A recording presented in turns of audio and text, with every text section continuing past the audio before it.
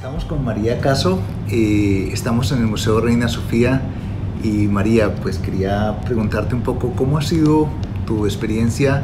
Nos conocemos ya hace bastantes años, pero cuéntanos un poco en el tema específico de educación en museos y educación desde el punto de vista del arte. ¿Cómo lo estás abordando acá en el Museo Reina Sofía? ¿Cuáles han sido tus retos y cómo ves esta perspectiva? Bueno, pues la perspectiva de trabajo en el museo es un poco la que llevo desarrollando toda mi vida, desde el trabajo de la universidad, pero en confluencia con las escuelas, teniendo en cuenta que hay unas necesidades sociales que están muy influenciadas por el cambio tecnológico, por el avance del capitalismo, por los problemas ecológicos, es decir, unos cambios muy acelerados en los últimos 10 años, mientras que los contextos educativos siguen con una resistencia muy grande a esos cambios y siguen estando en obsolescencia, ¿no? Y entonces mi trabajo siempre ha sido como desarrollar procesos que adecúen, que contemporicen esos lugares educativos con esas realidades sociales que los impregnan, ¿no? Durante mucho tiempo he trabajado en la universidad y en la escuela, y ahora pues como el reto que tengo es cómo hacer eso en un museo. Y eso es el reto que llevo haciendo desde hace año y medio, en el que este museo me invitó a ser la jefa de educación.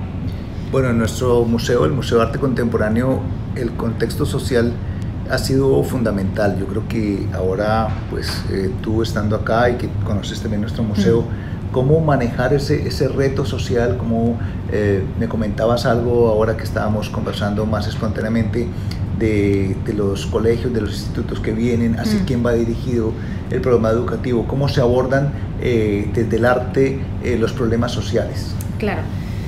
Bueno, a mí me parece que un elemento clave es poner la educación en el centro siempre, es decir, para mí una institución museística tendría que tener los departamentos de educación posicionados en el eje central, no como un elemento periférico de vienen niños, vienen familias, no, es decir, la educación, o sea, el proceso educativo en sí mismo, activar las obras es importantísimo para entenderlas, ¿no? Exceptuando una élite muy pequeña, el resto de los públicos, para realmente entender y comprender y ser transformados por las obras, necesitan que sean activados, y los departamentos de educación han de hacer eso.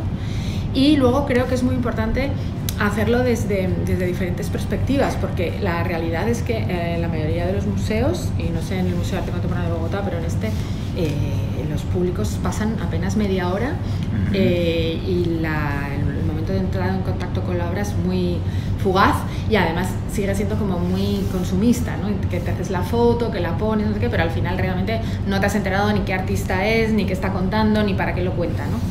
Entonces creo que ahí hay que trabajar mucho en los procesos de atención, hacer procesos de atención más profundos en los museos de artes visuales, y que además esos procesos atencionales ya no tienen que ver con una persona hablando 2 horas. O sea, como igual que en la escuela tenemos la lección magistral y en los museos tenemos las visitas guiadas, lo que tenemos que repensar es esos formatos de visitas guiadas, ¿no? Y entonces, por ejemplo, en este proyecto de innovación que estamos haciendo, que se llama Gira, paradójicamente las visitas que tenemos para escolares son visitas donde no se habla. ¿Qué supone no hablar? ¿Qué supone estar en un proceso en un museo en el que no hay nadie que te cuenta, no te dan fechas, no te explican quién es el autor? ¿Cómo se vive el acercamiento al arte contemporáneo desde el silencio? Y desde la escucha, pero desde una escucha como visual, ¿no? En la que tú estás como escuchando la obra a través de tus ojos, ¿no? Entonces, todo eso es lo que estamos trabajando. Además, por supuesto que la gente se piensa que con niños esto como que y es con el mejor público para hacer esto.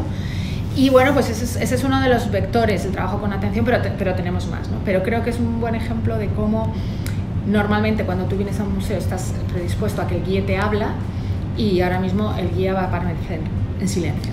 Y ese es un ejemplo de esa disrupción.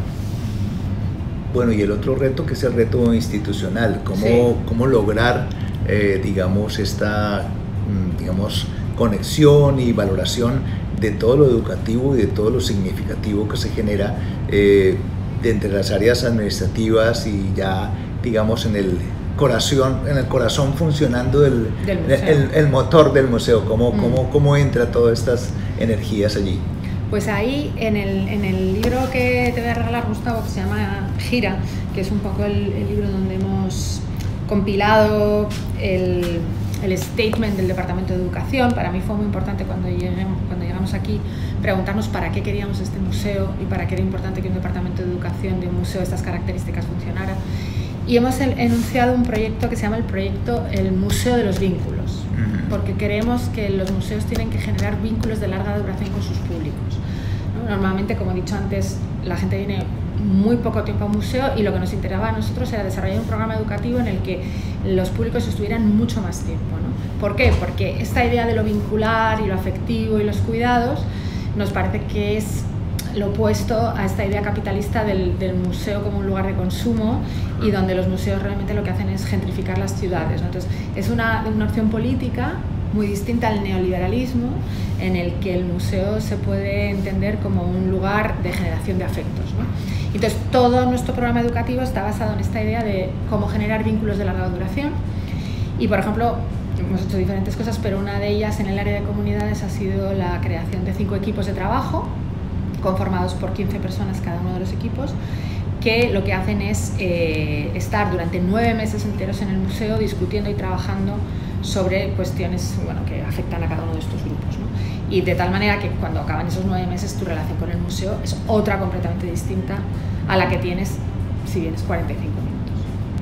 Bueno, María, pues te agradecemos muchísimo contar esta experiencia, creo que ha sido enriquecedora y pues tienes otra vez otra invitación permanente a Colombia. Seguramente vamos a ver si en el transcurso de este año, del otro año, aprovechamos y claro que tienes una experiencia valiosísima y pues tenemos un vínculo que creamos también vínculos nos permite pues crear no solamente la educación, también en todo lo que son otras áreas también importantísimas. Claro. O sea que muchísimas gracias, María. Gracias.